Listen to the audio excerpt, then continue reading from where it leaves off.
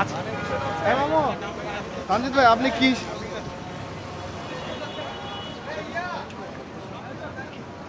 এই গাড়িটা হচ্ছে একটা হচ্ছে পুলিশ এবং সেনাবাহিনী একটা যৌথ একটা চেকপোস্ট ছিল। তো সেনাবাহিনীর এখানে একজন ঊর্ধ্বতন কর্তৃপক্ষ আছেন, ক্যাপ্টেন ফাহিম স্যার আছেন।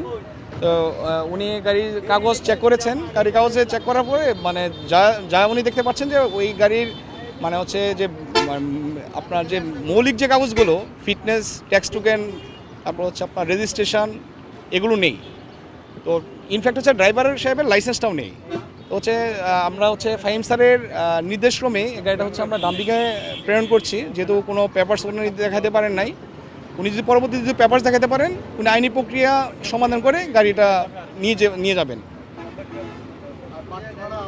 ও বাড়তি ভাড়া আদায়ের বিষয়ে আসলে আমরা এই গাড়িটাকে জরিমানা করতে চেয়েছিলাম, যেহেতু এই গাড়িটা কোনো ডকুমেন্ট নেই, সো আমরা কোনো জরিমানা করতে পারিনি। আমরা কোনো জরিমানা করতে পারিনি মানে হচ্ছে যেহেতু কোনো ডকুমেন্ট দেখাতে পারে না, আমরা হচ্ছে গাড়িটা হচ্ছে ডাম্পিংয়ে প্রেরণ করছি।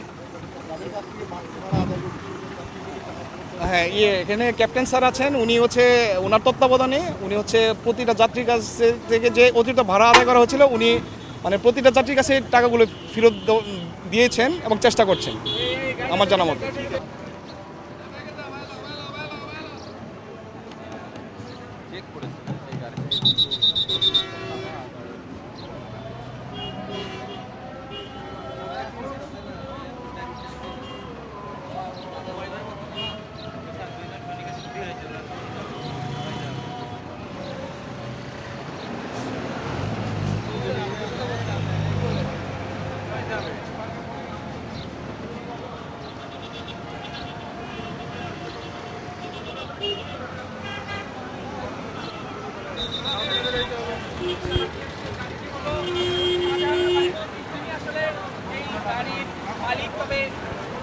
পরবর্তীতে আসলে এই গাড়ি ইসলামী ব্যাংক থেকে ঋণ নিয়ে আসলে এই গাড়ি ক্রয় করা হয়।